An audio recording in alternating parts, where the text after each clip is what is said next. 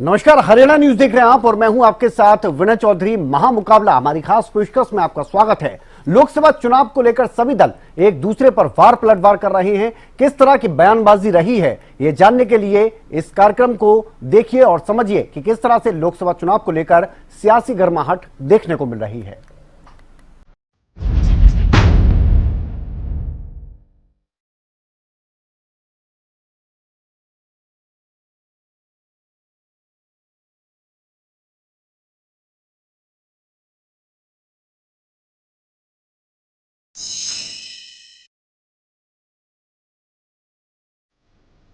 तो लोकसभा चुनाव को लेकर हरियाणा में सोमवार से नामांकन की प्रक्रिया शुरू हो जाएगी। छठे चरण के चुनाव के लिए सोमवार को ही नोटिफिकेशन जारी होगा। आपको बता दें कि लोकसभा चुनाव के लिए प्रत्याशी सोमवार से नामांकन कर सकेंगे। नामांकन प्रक्रिया को लेकर प्रशासन की तरफ से सभी तैयारियां पूरी कर ली गई हैं। प्रत्याशी 6 मई तक अपना नामांकन दाखिल कर सकेंगे और 9 मई तक नामांकन वापस भी ले सकेंगे। आपको बता दें कि हरियाणा में छठे चरण में मतदान होना है और सभी सीटों पर 25 मई को वोटिंग होगी। ग्राफिक्स के जरिए आपको बता देते हैं 10 लोकसभा सीटों की अगर बात की जाए हरियाणा की, तो इसको लेकर सोमवार से नामांकन की प्रक्रिया शुरू हो जाएगी। करनाल की अगर बात की जाए तो यहां पर भी विधानसभा के लिए उपचुनाव होना है। 29 अप्रैल की अगर बात की जाए तो यानी सोमवार से नामांकन की प्रक्रिया शुरू हो जाएगी। 6 मई का वो दिन होगा जब तक ये तमाम प्रत्याशी जो हैं वो अपना नामांकन दाखिल कर सकेंगे। इसके अलावा 7 मई को जितने भी नामांकन आएंगे उनकी जांच की जाएगी, उनमें किसी तरह की कोई कमी तो नहीं। और 9 मई का दिन होगा जब नामांकन वापसी का आखिरी दिन होगा। अगर कोई प्रत्याशी अपना नामांकन वापस लेना चाहता है तो वो ले सकता है। छठे चरण में आपको बता दें हरियाणा में वोटिंग होने जा रही है। 25 मई का दिन है और 25 मई को ही करनाल उपचुनाव के लिए भी वोटिंग होगी। ये चुनाव आयोग की तरफ से बहुत पहले ही साफ कर दिया गया। 4 जून को आपको बता दें लोकसभा चुनाव के नतीजे आने हैं और इसी के साथ साफ हो जाएगा कि दिल्ली के सिंहासन पर कौन बैठेगा। करनाल उपचुनाव को लेकर भी इसी दिन आपको बता दें परिणाम घोषित कर दिए जाएंगे।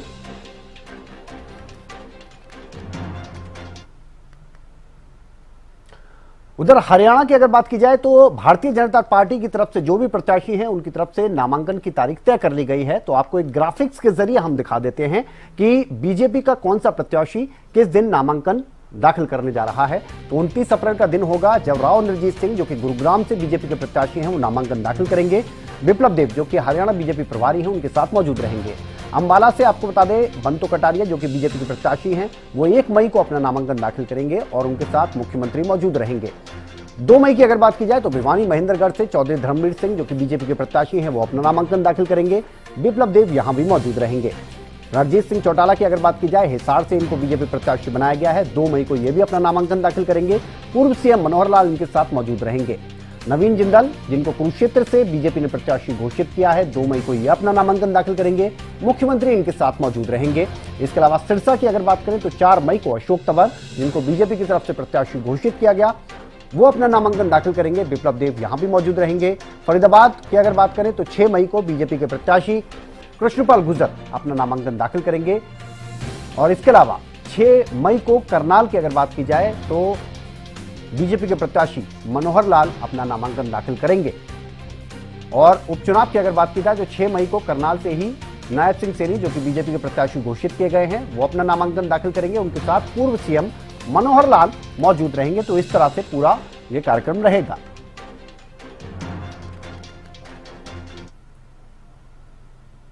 बढ़ते आगे, रादौर में मुख्यमंत्री नायब सिंह सैनी ने जनसभा को संबोधित करते हुए कांग्रेस पर निशाना साधते हुए कहा कि कांग्रेस की ना तो नीति ठीक है और ना ही नीयत। इसके साथ ही सीएम सैनी ने विरोधियों पर तंज कसते हुए कहा कि आज हरियाणा के कई नेता अपनी राह तलाश रहे हैं। कांग्रेस की ये घमंडिया गठबंधन की तरफ देखें, ना तो नीति ठीक है ना नीयत ठीक है। नेतृत्व का तो मालूम ही नहीं है वो नेतृत्व कौन है कौन नहीं। कभी कोई बोलता है कभी कोई बोलता है। अब एक और झूठ बोल दिया राहुल गांधी ने। भाइयों इस झूठ से बचना भी चाहिए, ऐसे झूठ से बचाना भी चाहिए। राहुल गांधी प्रेस कॉन्फ्रेंस करते हैं, घमंडिया गठबंधन के लोगों को साथ बैठाते हैं और साथ बैठा करके राहुल गांधी बोलता है कि मुझे वोट दो, मैं 1 दिन के अंदर गरीबी को समाप्त कर दूंगा। अरे इससे बड़ा झूठ जो आप बोल रहे हैं। हरियाणा के अंदर भी कई लोग देख रहे हैं कौन से रास्ते से किधर जाना है। हमने कहा है कि नरेंद्र मोदी जी के साथ जुड़िए, जिसने इस देश को जोड़ने का काम किया है, जिसने इस देश को विकास की ऊंचाइयों के ऊपर पहुंचाने का काम इन 10 वर्षों के अंदर किया है। इधर सीएम नायब सिंह सैनी ने कांग्रेस पर निशाना साधते हुए कहा कि कांग्रेस के अंदर इस समय भगदड़ मची हुई है। अरविंदर सिंह लवली के इस्तीफे को लेकर उन्होंने कहा कि कांग्रेस की गलत नीतियों के चलते लोग पार्टी छोड़ रहे हैं। इसके अलावा सीएम नायब सिंह सैनी की तरफ से जेजेपी पर भी निशाना साधा गया। कांग्रेस के अंदर लगातार भगदड़ मची हुई है। कांग्रेस ने 55-60 सालों तक समझते हैं लोग एक ही परिवार का शासन रहा है और लोग परिवारवाद से तंग हैं, और अब लोगों ने ये मन बना लिया है कि परिवारवादी ये जो पार्टी हैं इनसे छुटकारा मिले, और कहीं ना कहीं जो देश के ऊपर काम करने वाले लोग हैं, जो देश को आगे बढ़ाने वाले लोग हैं, जो देश के हमारा शिखर के ऊपर जाए उसके बारे में चिंतन करने वाले लोग हैं, ऐसे लोगों के साथ लोग आज मिल करके देश को आगे बढ़ाने का कार्य करते हैं। और क्योंकि कांग्रेस के तो अभी और बहुत सारे लोग लाइन में लगे हुए हैं जो कांग्रेस की गलत नीतियों के कारण आज छोड़ करके जा रहे हैं। जो शराब घोटाला या दूसरे ऐसे मामले उनकी जांच करवाएंगे अगर दिग्विजय चौटाला कंप्लेंट देते हैं तो? नहीं, देखिए, बिल्कुल उन्होंने ही इस बात को वो उठा रहे हैं, और क्योंकि उनके विधायकों ने उनको पर आरोप लगाए हैं, कोई तो कुछ ना कुछ तो आएगा, तभी तो कोई जांच की बात होगी, ऐसे तो नहीं हो सकता।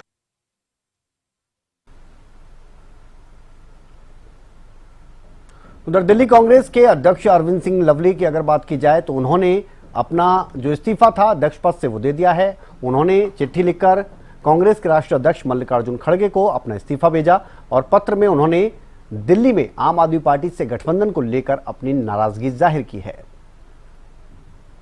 तो अरविंदर सिंह लवली की अगर बात की जाए तो उन्होंने दिल्ली कांग्रेस अध्यक्ष पद से इस्तीफा दे दिया, और इस इस्तीफे को लेकर उन्होंने कहा कि आम आदमी पार्टी के साथ जो गठबंधन हुआ है वो ठीक नहीं है।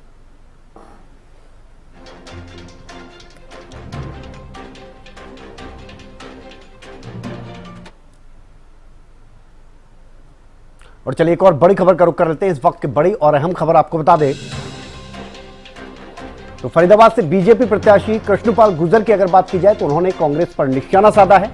इस वक्त की बड़ी खबर, कांग्रेस प्रत्याशी का ना तो चेहरा है और ना ही चरित्र, यह कृष्णपाल गुर्जर की तरफ से कहा गया है। बड़ी खबर इस वक्त की, कांग्रेस के पास कलंकित घोटालों का इतिहास है। कृष्णपाल गुर्जर ने फरीदाबाद में यह बात कही है। बड़ी खबर इस वक्त की, बीजेपी का विरोध कांग्रेस द्वारा प्रायोजित है, ये कृष्णपाल गुर्जर की तरफ से यह बात भी कही गई है।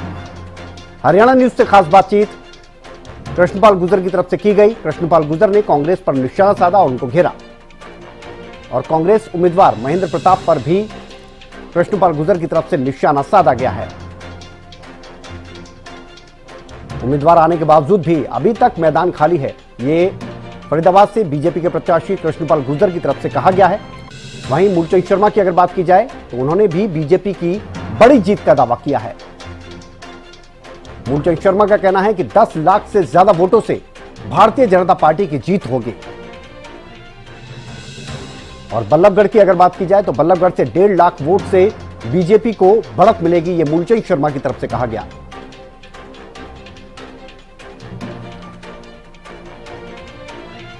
भाजपा से प्रत्याशी कृष्णपाल गुर्जर हैं, लगातार जनसभाओं में जा रहे हैं। आप देख सकते हैं कि हजारों की संख्या में लोग जो है उनको सुनने के लिए पहुंचे और लगातार लोगों से जनसंपर्क कर रहे हैं, और तमाम जो लोग हैं भारी संख्या में उनके पास उनके सुनने के लिए पहुंच रहे हैं।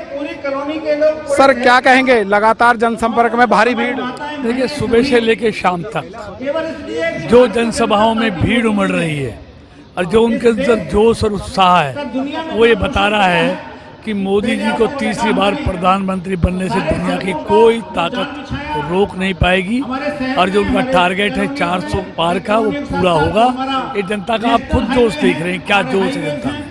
सर पहले कह रहे थे कांग्रेस की कोई टिकट नहीं हुई थी कि खाली पड़ा था, लेकिन अब सामने उम्मीदवार है, किस तरीके से देख रहे हैं उम्मीदवार? देखिए अभी भी उनके पंडाल खाली पड़े हैं। सवाल चेहरे और चरित्र का है। उनके पास न चेहरा है न चरित्र है तो उनके पास कलंकित इतिहास है। घोटालों का इतिहास उनका रहा है, सारे बेल पर आए हुए हैं। तो सवाल देश का प्रधानमंत्री चुनने का है, एक स्थायी सरकार देने का है, स्टेबल सरकार, और वो सिर्फ भारतीय जनता पार्टी एनडीए मोदी जी दे सकते हैं और कोई दल उसके आसपास नहीं है। देश ने इस देश में अस्थिर सरकारों का युग खूब भेगा, उसका खामियाजा भुगतना पड़ा है। तो आज देश तैयार है एक मजबूत नेतृत्व में मजबूत सरकार बनाने के लिए। हरियाणा में जगह जगह लोग कह रहे हैं कि थोड़ा विरोध किया जा रहा है, तो उसको क्या किस नजरिए से देखें? ये तो प्रायोजित लोग हैं, ये तो कहीं भी इस सभा में कोई 4 आदमी आ जाए कर दे तो क्या फर्क है। ये सब प्रायोजित है और ये बौखलाहट है। ये भाजपा की सामने देखती हुई जीत के लिए बौखला गए हैं लोग। अब ये गुंडागर्दी पर उतर आए हैं तो उससे कुछ हासिल होने वाला नहीं है। ये तो पत्थर की लकीर है कि तीसरी बार देश की जनता मोदी जी को प्रधानमंत्री बनाने जा रही है। तो तीसरी बार देश की जनता प्रधानमंत्री को बनाने जा रही है, मोदी जी को प्रधानमंत्री। कैबिनेट मंत्री है मूलचंद सर बल्लभगढ़ में किस तरीके से देख रहे हैं? कितनी जगह जो बल्लभगढ़ में हालात है, कृष्णपाल जी को पिछली बार 1,15,000 से चुनाव जीते थे और बल्लभगढ़ लोकसभा की सबसे बड़ी बहुत बड़ी जीत होगी। 1.5 लाख वोटों से कृष्णपाल जी चुनाव जीतेंगे। पूरे लोकसभा में 10 लाख वोटों से बहुत बड़ी ऐतिहासिक होगी, देश की बहुत बड़ी जीत होगी। लेकिन कांग्रेस का उम्मीदवार आ गया है, कांग्रेस के उम्मीदवार को किस तरीके से?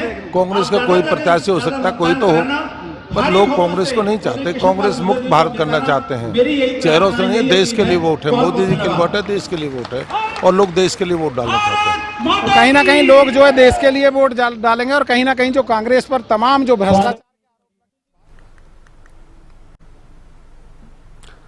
तो हरियाणा कांग्रेस की अगर बात की जाए तो टिकट बंटवारे को लेकर कई नेताओं की नाराजगी सामने आ चुकी है। हालांकि नाराजगी जताकर भी नेता पार्टी का साथ देने की बात कर रहे हैं तो कुछ अपने तेवर भी दिखा रहे हैं। हरियाणा कांग्रेस में टिकट बंटवारे के बाद अब तक क्या कुछ चल रहा है, इस रिपोर्ट के जरिए देखिए।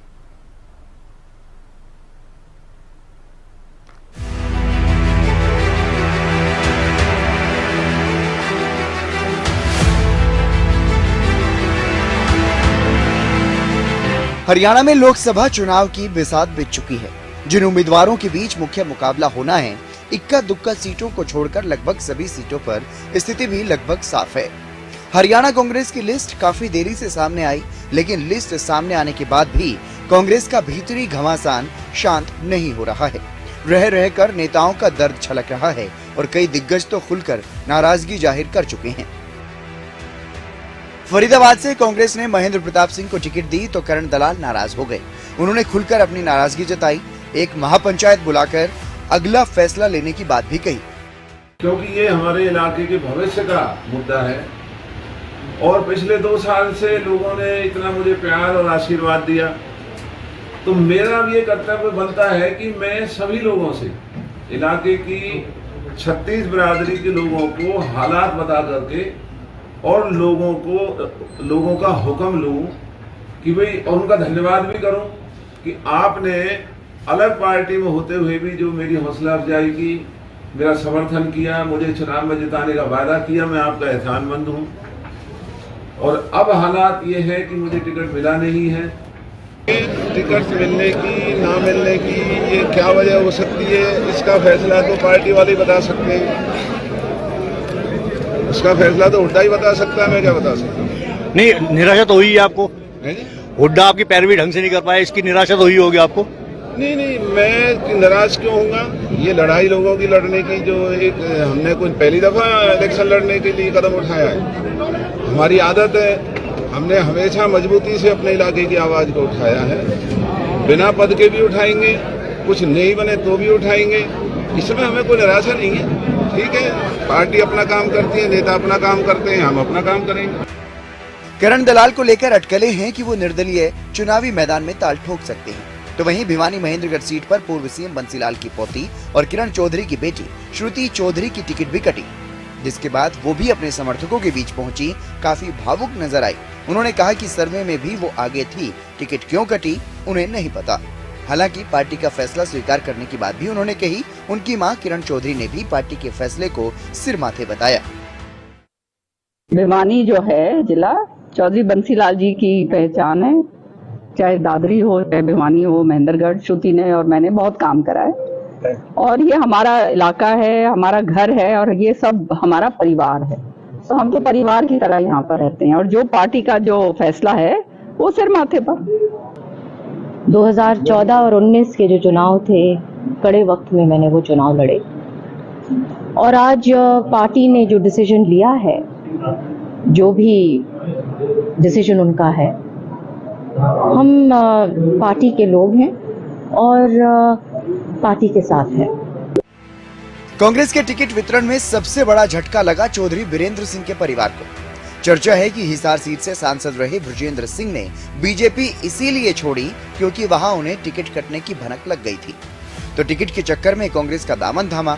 सोनीपत और हिसार से टिकट मिलने की चर्चा भी चली, लेकिन दोनों जगह से ही टिकट नहीं मिली, जिसे लेकर उनके पिता चौधरी वीरेंद्र सिंह ने जहां समर्थकों की बैठक बुलाई, तो वहीं ये भी कहा कि टिकट कटना बड़ी बात नहीं है, लेकिन सवाल ये है कि टिकट मिली क्यों नहीं। देखिए, मिला नहीं का मलाल तो नहीं होता, लेकिन ये जरूर होता है कि क्यों नहीं मिला। अब क्यों नहीं मिला का तो आप अंदाजा लगा सकते हैं, लेकिन ये नहीं होता कि नहीं मिला तो बस पता नहीं क्या। मेरा तो राजनीतिक जीवन में ये जो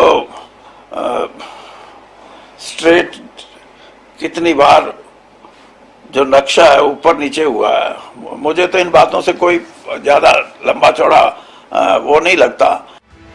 तमाम नेताओं की नाराजगी और कांग्रेस की कलह से पार्टी को नुकसान होने की आशंका है और ये आशंका कांग्रेस आला कमान को भी है।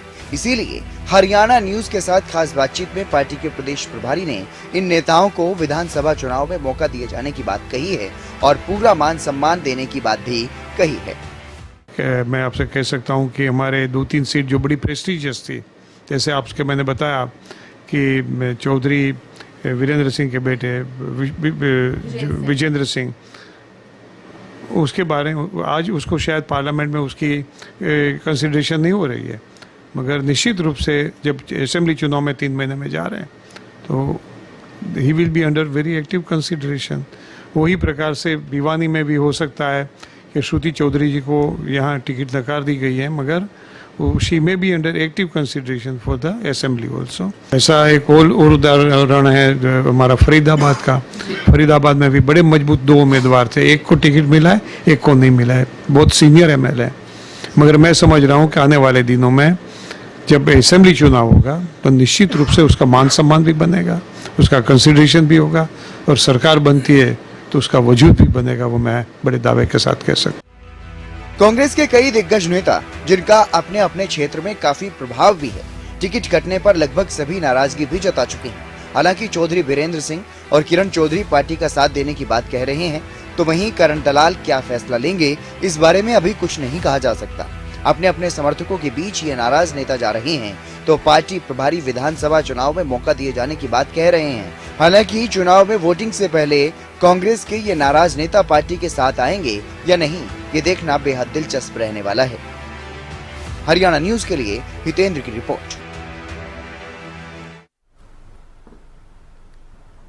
उधर कांग्रेस में गुटबाजी को लेकर चौधरी वीरेंद्र सिंह का बयान सामने आया है। उन्होंने कहा कि सुरजेवाला, भूपेंद्र हुड्डा और सैलजा को साथ आना होगा, तभी कांग्रेस मजबूत होगी। कांग्रेस बीजेपी ने जिस तरह अपनी टिकट आखिरी वक्त में अपनी सोच के हिसाब से टिकट नहीं दी, वो भी एक कारण था कांग्रेस का जीतने का। तो यहाँ कांग्रेस को मजबूती देना इसलिए जरूरी है कि इस इलाके के अंदर हम अगर कांग्रेस को मजबूती देंगे तो यहाँ की जो राजनीतिक जो एक वैक्यूम है, वो वैक्यूम खत्म करना जरूरी है और इसमें शैलजा जी का भी काफ़ी योगदान हो सकता है और रणदीप सिंह जी का भी अच्छा है, क्योंकि वो भी इसी इलाके से हैं। और मैं ये भी कोशिश करूँगा, अब मेरी कितनी चलेगी वो मालिक को ज़्यादा पता है कि भूपेंद्र सिंह का और इन सभी साथियों का मैं खुद हम इकट्ठा जुड़ के चलेंगे तो कांग्रेस यहाँ सत्ता में भी आएगी और लोगों को उसका फायदा भी होगा, क्योंकि लोग अगर कांग्रेस के साथ वैसे नहीं है, आज कोई ये सोचे कि कांग्रेस वैसे ही बड़ी मजबूत हो रही है ना, बीजेपी से लोग नाराज हैं, मतलब दुखी लोग कांग्रेस की, हाँ दुखी तो नहीं, नाराजगी है, और नाराजगी भी इन एफिशिएंट गवर्नमेंट और पार्टी ने तो कभी कोशिश ही नहीं की। पार्टी का जो कार्यकर्ता है वो आज लड़ने का इसके अंदर जज्बा नहीं, और जज्बा इसलिए नहीं, किसी का आज तक 10 साल में किसी का बच्चा कोई नौकरी नहीं लगाया, कार्यकर्ता का बच्चे का कार्यकर्ता कोई। तो जींद में चौधरी वीरेंद्र सिंह ने कार्यकर्ताओं के साथ बैठक की। मीटिंग के बाद ब्रजेंद्र सिंह ने कहा कि कांग्रेस के लिए वो प्रचार जरूर करेंगे और यह भी कहा कि प्रदेश में कांग्रेस और बीजेपी के बीच कांटे की टक्कर रहेगी। इसमें तो कोई संदेह नहीं कि सिटिंग एमपी होने के नाते मेरे को उम्मीद थी कि मिलेगी, तो किन्हीं कारणों से नहीं हुई, और वो कारण भी दिल्ली के नहीं है, प्रदेश की राजनीति के हैं। तो ठीक है, कोई नहीं, आगे चलेंगे। अब इससे वो तो देखिए, मैं आपको ईमानदारी से बताता हूं, मैंने जो वहां बात कही सिर्फ वो कहने के हिसाब से नहीं कही थी। मेरे को वाकई इस चीज का बोध है कि मेरा राजनीति में प्रवेश और उसके बाद के 5 साल बड़े आसानी से निकल गए, तो मैं सही मायने में वो राजनीतिक रूप से परिपक्व नहीं हो पाया उस तरह से, राजनीति करने के हिसाब से। पार्लियामेंटेरियन होना एक अलग बात है, लेकिन राजनीतिक होने के हिसाब से शायद मैं उतना परिपक्व नहीं हो पाया।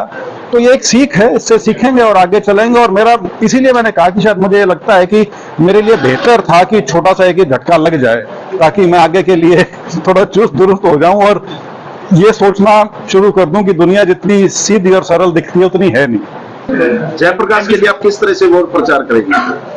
कांग्रेस के लिए वोट मांगेंगे, कांग्रेस के उम्मीदवार हैं। जैसे मैंने अभी जसमेर जी को जवाब दिया था कि अब मैं राजनीति सोच समझ के करूंगा, सारी दुनिया को मैं सिर्फ ब्लैक एंड व्हाइट की नजर से नहीं देखूंगा, ग्रे का एरिया बहुत ज्यादा है बीच में।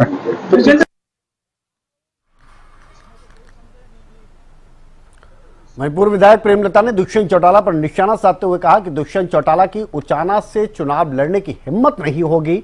उन्होंने आगे कहा कि उचाना से अगर दुष्यंत चौटाला ने चुनाव लड़ा तो फिर दुर्गति होगी। प्रेमलता ने हिसार की अगर बात की जाए तो हिसार चुनाव में चौटाला परिवार के बीच मुकाबले पर भी कटाक्ष किया है। दुष्यंत दोबारा हिम्मत कर पाएगा उचाना से चुनाव लड़ने की? मेहनत नहीं लगता जी, और आएगा तो दुर्गति होगी उसकी। उसकी माँ तो आ गई है लोकसभा में, उसकी माँ तो आई है लोकसभा में। लोकसभा में आई है वह अपनी दुरानी के खिलाफ आई है, या अपने ससुर के खिलाफ आई है वह तो जी, और जेपी तो है ही है फिर कांग्रेस के लिए। उधर कुलदीप बिश्नोई के बेटे और विधायक भव्य बिश्नोई को भारतीय जनता पार्टी की तरफ से नई जिम्मेदारी दी गई है। मुख्यमंत्री नायब सिंह सैनी की अगर बात की जाए तो उन्हें भारतीय जनता युवा मोर्चा का प्रदेश प्रभारी उनको नियुक्त किया गया है। नई जिम्मेदारी मिलने पर भव्य बिश्नोई ने सोशल मीडिया पर पोस्ट कर मुख्यमंत्री नायब सिंह सैनी का धन्यवाद किया। भव्य बिश्नोई ने सोशल मीडिया पर लिखा कि मैं हरियाणा प्रदेश के युवाओं को भरोसा दिलाता हूं कि उनकी आवाज बनूंगा और उनकी अपेक्षाओं पर खरा उतरूंगा। तो ये 2 तस्वीरें आपको दिखा रहे हैं। आपको बता दें कि कुलदीप बिश्नोई इसके अलावा भव्य बिश्नोई ने मुलाकात की थी मुख्यमंत्री नायब सिंह सैनी से। उनकी पत्नी इस दौरान मौजूद रही, रेणुका बिश्नोई। और दूसरी तस्वीर के जरिए हम आपको बता रहे हैं कि भव्य बिश्नोई को अब नई जिम्मेदारी मिल गई है।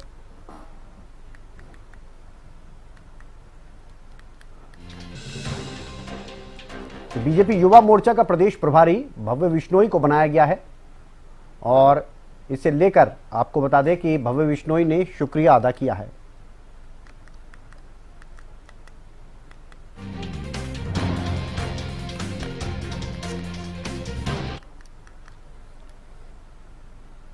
वहीं वरिष्ठ कांग्रेस नेता मनधीर सिंह मान की अगर बात की जाए तो उन्होंने कांग्रेस के नेताओं से खास अपील की है। टिकट कटने पर नाराज नेताओं से मनधीर मान ने यह कहा है कि देश के लोकतंत्र को बचाने के लिए एकजुट रहें। मंदिर मान ने यह भी कहा है कि एक रणनीति के तहत तमाम प्रत्याशी मैदान में उतारे गए हैं। इसके साथ ही मान ने फरीदाबाद के बीजेपी के प्रत्याशी पर भी निशाना साधा और कहा कि वो लोगों को जाति बिरादरी में बांटने का काम कर रहे हैं। जो हमारी पार्टी ने जो टिकटार्थियों को चुना है, बहुत सोच समझ कर चुना है और सभी टिकटार्थियों के साथ लग के आज इस पार्टी को जिताना है, क्योंकि आज ये देश को बचाने का सवाल है, देश के लोकतंत्र को बचाने का सवाल है। और मैं सभी उनसे टिकटार्थियों से भी कहना चाहता हूं जो सभी लाइन में थे, बिल्कुल भी मायूस ना हो, क्योंकि आज ये हमारे देश को बचाने का सवाल है। जिस एनर्जी के साथ आप पहले से लगे हुए थे उसी एनर्जी के साथ लगे रहिए, क्योंकि ये देश आज बचाना बहुत जरूरी है। देश का लोकतंत्र खतरे में है, देश का संविधान खतरे में है। तो जिस जोश के साथ आज हमारी पार्टी के साथ, हमारे कार्यकर्ताओं के साथ आम आदमी भी जो देशभक्त हैं वो जुड़ रहे हैं, लग रहे हैं, क्योंकि संविधान को बचाना, लोकतंत्र को बचाना है। और सभी से मेरा ये अनुरोध है, किसी भी जाति बिरादरी के ऊपर नहीं, 36 बिरादरियों के लिए हमारी पार्टी ने काम किया है और जाति बिरादरी के ऊपर किया तो भारतीय जनता पार्टी ने किया। कृष्णपाल जी के भी कल उल्टे सीधे बयान आ रहे थे। उन्होंने कहा था कि भाई गुर्जर और मुसलमान भाई भाई हैं, तो गुर्जर मुसलमानों को जोड़ के राजनीति कर रहे हैं। लेकिन हमारी पार्टी ने 36 बिरादरी के लिए काम किया है और 36 बिरादरियों के हित में काम किया है।